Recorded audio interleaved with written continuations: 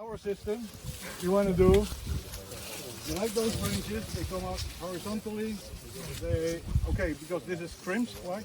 Yeah. No, these are Mahalab. On Mahalab, they make flower spurs, but single ones. Here at the ends we have some double ones or multiple ones. So they will start bearing fruit next year. In year 3 they have full spurs, full production, and then actually we want to cut it back to make new shoots again.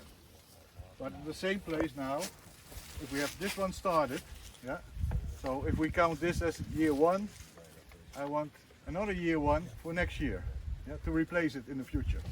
So if I have this kind of shoot, which was yesterday upright, if I had the structure and put it like this, then this is the replacement for this one in the future.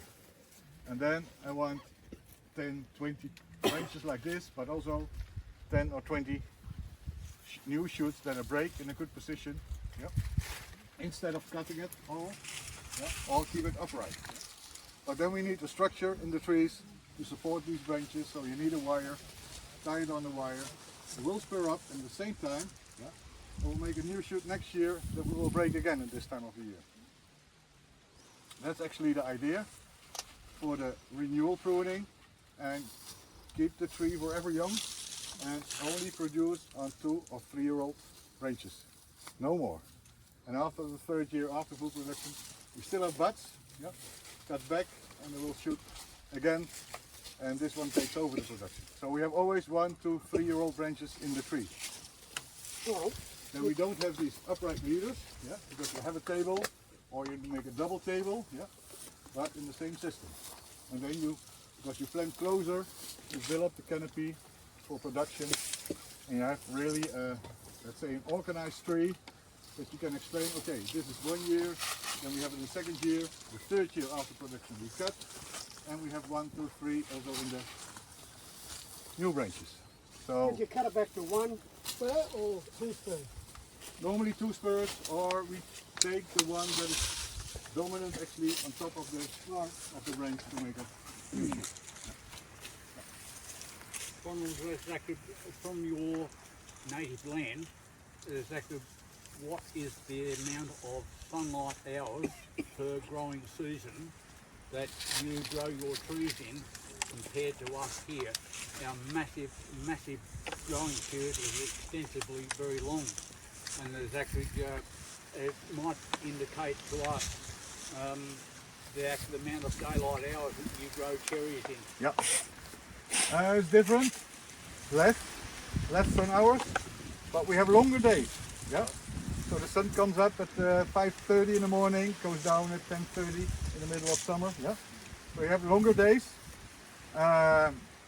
This kind of heat, we can have 35, 37 degrees, maybe 1 or 2 or 3 days a year, no more. Normally it's less. So we have better growing conditions, because this heat is also not good for the tree, it's stressful for the tree.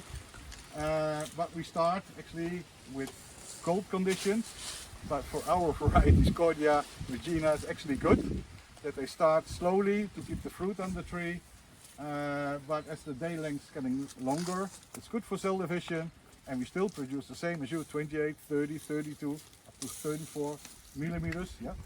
But we want consistent quality, that we comply with the regulations for bricks and firmness to have this uniform, and then we need these branches. So if I leave these branches, if I don't cut it, yeah, next year this will spur up. Yeah, this will be full spurs with full production, and we have some production here, and we have extension. If I cut, yeah, I will have reaction. Yes. Yeah, and then we say actually, if it's a big reaction, compete with the cherries, because I want that this leaves next year will feed this cherry. If I don't cut reaction, it will extend with a little bit of more growth, nothing will happen. But we cannot continue, because, well, we have to drive with the sprayer, we have to pick, and we need light, so we never can continue. So that's why we said, after 2 years, 3 years in this now, but 4 years in the Mahalab, cut back, and then the tree stays in its planting distance and will never get bigger. But we produce on the same age of wood every time. So when you cut that in out, 2 buds, you're going to get more than 2 buds. You're going to get Yeah, sometimes you get a very vigorous reaction, absolutely. Sometimes a very poor reaction, but we only select the good ones. The poor ones we cut, the very strong ones we cut, and the good ones like this we save. Yeah. So this is about 1 meter. It is 10-12 millimeters. So for sure this will spur up and will give me the 28 minimum and fruit size. If I have a very poor branch like this one, yeah, if I break this one, no, it will never get, it will produce 24 maybe or less. So we need this, we need vigor in the tree. Yeah. So that's why actually we make this table. We have a central leader, yes, but in the first years after planting we concentrate first on the table downstairs. So also we break the leader, and the second year we form a new leader. But we focus first that we have the first production on the first table and then go up to the second table. So there is a difference in trunk diameter, so it will generate new growth every year for the next 20 years, as long as the orchards will exist. Yeah? So that's important, and then so we have only 1 leader to the top, no multiple leaders, only one, and started the second table on the top. But that's in our situation where we have the cover system. The top of the cover is at 4 meters. The tree height is limited at 2,80 meters, 3 meters, no more. We need 1 meter of growth between the plastic. And that's how we handle the tree. So we pick with the platform, we prune with the platform, and we need the platform to open and close the cover system. For us this cover system is beneficial, especially in blooming time. No frost damage. We have create a good climate actually, no wind, no cold, high humidity, so good for fruit set and cell divisions. It will make the cherry bigger, yeah, that's what we need. But we are very consequent in this renewal, yeah, so that we have a uniform quality. That's for us the most important thing, yeah. Show us another branch that we work. Come up and don't kill that. So we will never break these branches. No. No, why not? In the second year, they will start producing fruit next year. Yeah. If we break in the second year, it will affect the fruit quality. Yeah, because it's too much stress. This one that I broke yesterday, yeah, has no fruit next year. So it has no influence on the fruit quality. But if I do it on an older branch in the second year, it will have a negative effect on the fruit quality. So this one now makes new cambium, starts to grow next year, but it will make spurs, and the vigor will come from here, not here. So if we start breaking, how we do it? Look at Jess. I can take this one. Here we go. Here we go. So if this is our shoot that we break, yeah, I take this bud. This is the upright bud, yeah. So actually what we do is do just this and make sure that's really broken, yeah, and then tie it to the wire. Yeah?